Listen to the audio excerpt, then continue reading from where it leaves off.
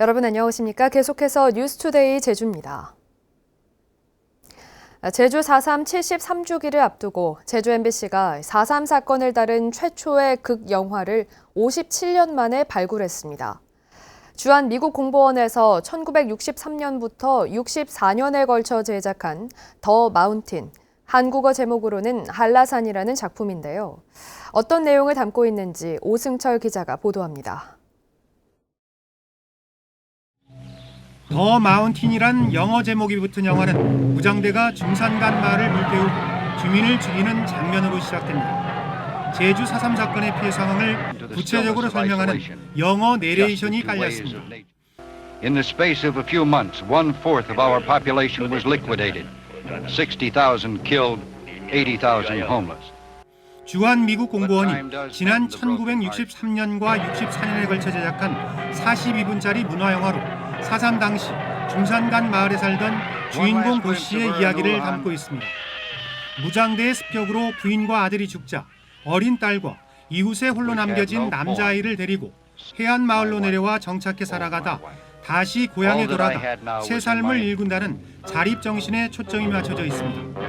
또 무장대의 잔혹성을 부각시킨 반면 경찰과 군인은 양민을 보호해주는 선한 존재로 그리고 있어 반공선전 영화라는 색깔도 분명히 드러납니다.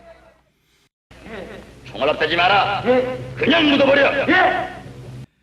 그럼에도 불구하고 당시 사람들 입에 올리는 것조차 금기시되던 제주 4.3을 소재로 한 첫 번째 극영화라는 역사 자료적 가치가 큽니다.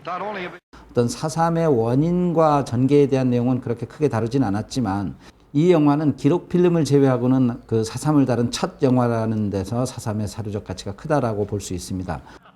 당초 이 영화는 한라산이라는 제목으로 배우의 대사가 모두 제주어로 녹음됐는데 외국에서 상영하기 위해 영어 내레이션 버전을 따로 만든 것으로 보입니다. 48개국에 나가는 문화영화에는 나레이터가 나가고 거기는 한국 대사 사투리를 해도 모르니까 그런 것 같아요. 그러니까 그거는 해외 나가서 비워주는 그런 촬영으로 한 거고 우리가 시사에서 볼 때는 완전히 한국 사람들이 보게끔 만들어준 것 같아요. 1964년 제2회 청룡영화제에 한라산이란 제목으로 출품됐고 음악 부문에 특별상을 받았다는 신문 기사가 남아 있습니다. 또 이듬해 1월 제주시 중앙극장에서 도내 인사들을 대상으로 영화 시사회를 열었고 양승용 감독과 미 공보원 관계자 등이 참석한 가운데 자담회를 개최했다는 신문 기사에서도 제목을 한라산이라고 명시하고 있습니다. 하지만 문화영화라는 한계 때문이었는지 국내 극장에서 개봉은 하지 않은 채 영화는 그대로 잊혀졌고 한라산의 필름이나 포스터 등은 미국이나 한국 어디에도 남아있지 않습니다. 미국의 한 주립대학교가 당시 주한 미 공보원에서 근무하던 직원으로부터 넘겨받아 수정하고 있는 영어판 영화인 더 마운틴을 제주 MBC가 입수했고 57년 만에 다시 빛을 보게 된 겁니다. MBC 뉴스 오승철입니다. 제73주기 제주 4.3 희생자 추념일이 하루 앞으로 다가왔습니다. 억울하게 숨져간 희생자를 기리고 비극의 역사를 제대로 전하기 위한 평화교육 등 추모 행사가 본격적으로 시작됐습니다. 이소현 기자입니다. 해마다 4월 초하루 4.3 행사의 시작을 알리는 해원 방사탑제. 4.3의 완전한 해결을 다짐하며 제주 전역에서 모아온 돌멩이들로 쌓아올린 탑 앞에 유족들이 모였습니다. 올해는 4.3 특별법 개정안 통과로 진상규명에 한 발 더 나아가고 4.3 수영인들의 재심 재판도 순조롭게 진행될 수 있길 4.3 영령에게 간절히 기원했습니다. 영령님들을 73년 전 아름다운 모습으로 반듯하게 모실 이 역사적 4.3 재심 재판들이 순조롭게 진행되도록 잘 보살펴 주시옵소서. 제주 4.3 평화공원에는 여수와 순천 지역 학생과 여순항쟁 연합 유족회 관계자들이 찾았습니다. 제주와 전남 지역 교사와 학생들이 한국 현대사 비극의 아픔을 함께 나누고 느끼기 위해 제주도 교육청과 전라남도 교육청이 공동으로 마련한 평화교육. 학생들은 교과서로만 접했던 4.3을 현장에서 마주하며 억울하게 희생된 4.3 영령들의 넋을 기렸습니다. 영상에서보다 훨씬 더 위압감도 느껴지고 조금 더 경건해지고 해서 이렇게 코로나가 좀 잠잠해지면 꼭 학교에서나 아니면 친구들끼리도 이렇게 와서 와서 추모를 하고 싶어요. 학생들은 너분숭이 기념관과 서달오름 학살터 등 4.3 유적지도 돌아보며 제주 4.3과 여순 11구의 역사적 사실과 마주하게 됩니다. 앞으로 이것을 계기로 이제 좀 더 이제 교원과 학생들의 교류가 진행될 예정이고, 그리고 공동 교육 자료 같은 것도 서로 제작해서 공유할 수 있는 그런 공유 체계도 갖춰 나가도록 하겠습니다. 추념일을 하루 앞둔 오늘은 제주 민예총과 4.3 평화재단이 주최하는 4.3 추모 전야제가 제주도 문예회관에서 열립니다. 추모 전야제와 미술전 등이 제주와 서울 등지에서 열리며 추모 분위기를 고조시키고 있습니다. MBC 뉴스 이소연입니다. 제주에서도 만 75세 이상 고령층에 대한 코로나19 백신 접종이 시작됐습니다. 제주시 동지역부터 접종이 시작됐는데 일부에서는 접종 날짜를 잘못 알고 왔다가 돌아가는 등 혼선이 빚어지기도 했습니다. 김항섭 기자입니다. 마스크를 쓴 어르신들이 줄을 서 기다립니다. 백신 접종 센터가 설치된 제주시 한라체육관까지 제주도가 마련한 셔틀버스를 타기 위해서입니다. 직원이 명단을 확인하면 어르신들은 순서대로 버스에 오릅니다. 35년. 예. 한 명씩만 예방접종센터에 도착한 어르신들은 발열 확인과 손소독을 거친 뒤 예진표를 작성하고 백신을 접종할 수 있는 상태인지 의료진의 질문에 답합니다. 특별히 몸 불편하신 거 있습니까? 혈액종인가? 그거 약 먹고 있고. 특별한 이상이 없으면 의료진이 팔에 주사를 놓습니다. 예방접종을 마친 어르신들은 관찰실에서 길게는 30분 동안 대기하며 이상 반응이 나타나는지 확인했습니다. 이번에 접종하는 백신은 지난달 제주에 도착한 화이자 백신 2,900명분. 첫날 제주시 일도동 지역접종 대상자 510명이 주사를 맞았는데 90대 고령자 20여 명도 접종을 마쳤습니다. 보통 주사는 마찬가지지 뭐 느낌이. 만약에 무슨 일이 있어도 나는 맞으니까 다소히 안심은 있지. 하지만 일부에서는 접종 날짜를 모르고 접종센터를 찾았다가 돌아가는 일이 벌어지기도 했습니다. 이제 제 날짜에 보건소 오셔서 접종을 하셔야 되는데 오늘 예약을 안 하셨을 경우엔 접종을 못하고 돌아가야 되는 상황이. 제주 지역 만 75세 고령자 4만 7천여 명 중 접종에 동의한 인원은 67%인 3만 1천여 명. 제주도는 제주시 동지역과 노인시설 입소자를 대상으로 접종을 시작한 뒤 읍면과 서귀포 지역으로 확대한다는 계획이지만 아직 추가 백신 물량은 확정되지 않았습니다. 공식적으로 이제 도착된다는 문서는 지금 받지 못했습니다. 정부에서 통제하기 때문에 저희들이 달라고 주는 내용이 아닙니다. 한편 어제 오전 백신을 맞은 뒤 의식이 저하돼 제주대 병원으로 긴급 이송된 77살 김모 할머니는 현재 상태가 호전된 가운데 방역당국이 과거 조영제에 반응했다는 이력을 확인하고 백신 접종과 관련성을 조사하고 있습니다. MBC 뉴스 김항섭입니다. 급변하는 미디어 환경 변화에 대응하기 위한 지상파 차세대 방송 서비스 시연회가 오늘 제주에서 열리는데요. 우리나라 방송 정책을 총괄하는 한상혁 방송통신위원장을 만나 지역 방송의 공적 책무와 정책 방향을 들어봤습니다. 김찬년 기자입니다. 태풍의 길목에 있어 다른 지역보다 재난 방송이 중요한 제주. 한상혁 방송통신위원장은 재난 정보를 빠르게 전달하는 것이 지역 방송의 가장 중요한 역할이라며 재난 방송을 위한 네트워크 구축을 강조했습니다. 지방자치단체가 가지고 있는 정보들을 모아서 방송사들한테 전달을 하고 동일 지역에 있는 다른 방송사들 간의 협력을 통해서 역량을 강화해서 네트워크를 형성하는 데 있어서 저희들 방송통신위원회가 자락을 깔아주는 이런 역할은 할 필요가 있다고 보고 있습니다. 급변하는 미디어 환경에 지역 밀착형 콘텐츠 생산이 경쟁력을 살릴 수 있는 유일한 길이라며 양질의 콘텐츠 생산을 위해 방통위도 적극 지원하겠다고 밝혔습니다. 지역에 밀착된 좋은 콘텐츠들을 많이 생산을 해서 국민들한테 제공을 할 때 경쟁력은 살아날 수 있다고 생각을 하기 때문에 저희 위원회도 그 콘텐츠 생산을 지원하는 뭐 역할들도 하고 재원 구조에 대해서는 본질적인 고민들을 해야 되겠죠. 넷플릭스 등 새로운 미디어 플랫폼의 지역 방송 콘텐츠가 다양하게 유통될 수 있도록 가이드라인을 만들겠다는 온라인 정책 방향도 제시했습니다.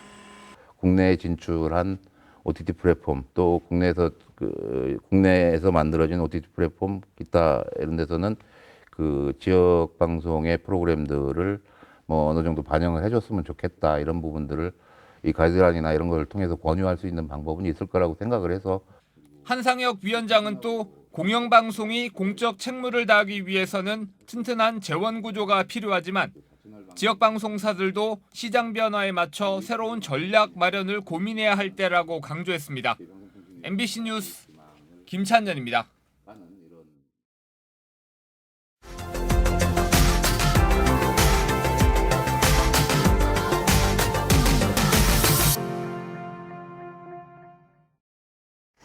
강원랜드가 코로나19 영향으로 지난해에 사상 첫 영업 적자를 기록했습니다. 강원랜드가 이 같은 회계 결산을 확정하면서 주식 배당금과 폐광지역 개발기금도 지급하지 못하게 돼서 폐광지역 시군의 재정 악화가 현실화됐습니다. MBC 강원 영동 조규환 기자입니다. 지난해 강원랜드의 영업 적자 규모는 4,315억 원입니다.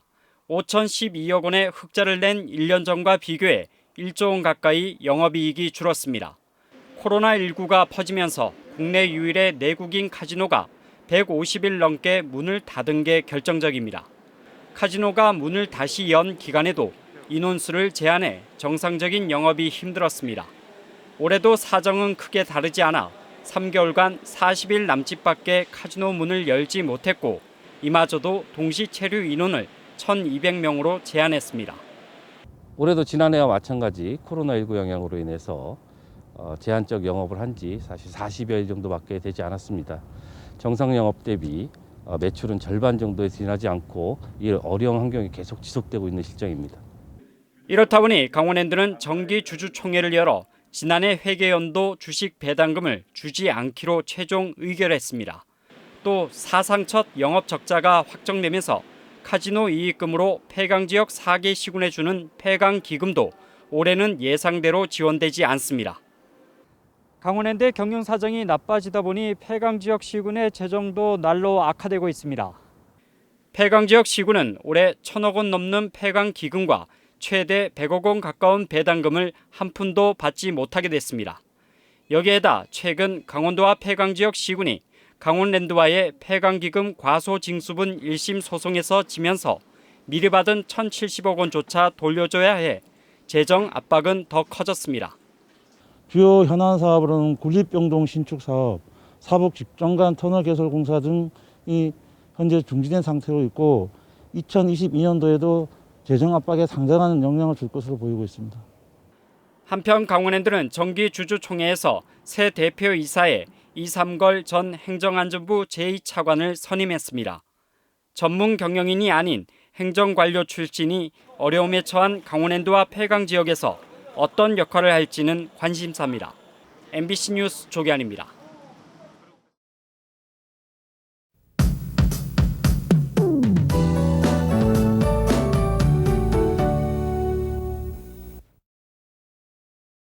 이틀째 봄바람이 강하게 불고 있습니다. 현재 제주도 육상에는 강풍주의보가 발효 중인데요.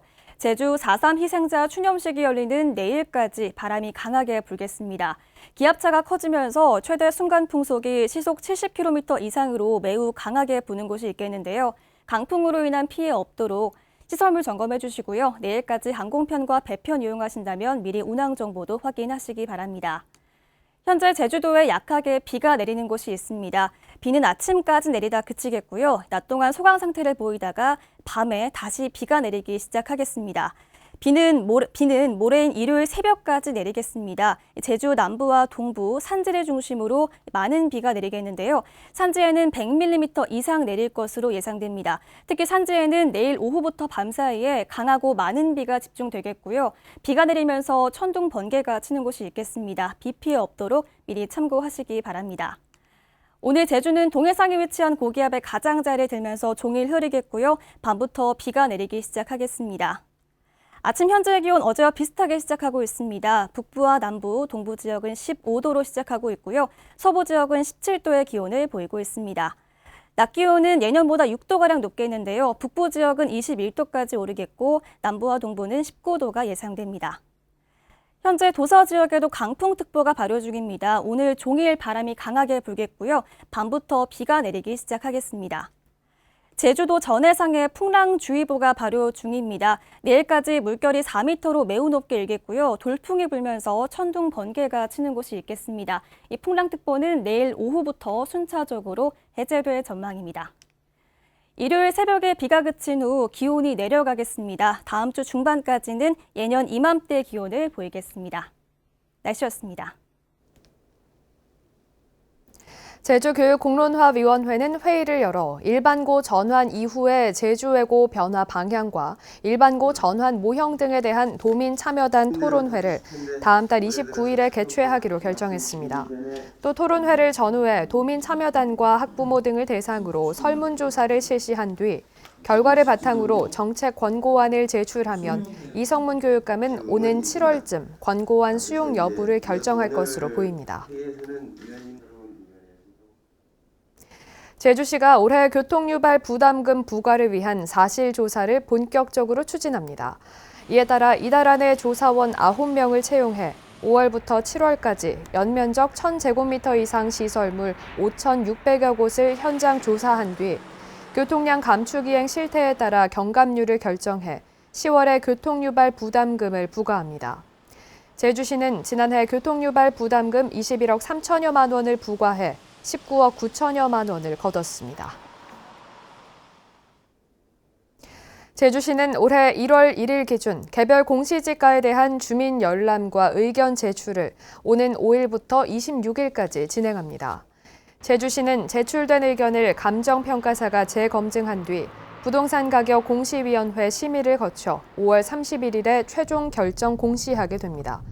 한편 올해 개별 공시지가의 기준이 되는 표준지 공시지가 상승률은 8.05%로 지난해의 4.06%보다 높았지만 전국 평균 상승률 10.37%보다는 낮았습니다.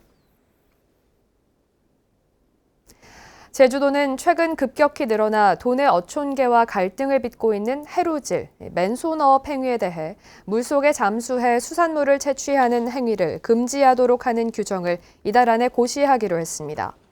규정에는 해가 진 뒤 맨손어업 행위를 제한하는 내용과 이를 위반할 경우 1차는 영업 정지, 2차는 신고증을 회수하는 내용이 담길 전망입니다. 수산자원관리법에 따라 허용되지 않은 어업 행위를 하다 적발되면 최고 500만 원의 과태료가 부과됩니다. 제주 지역화폐인 탐나는전을 현금화해 차익을 챙기는 사례가 잇따라 적발됐습니다.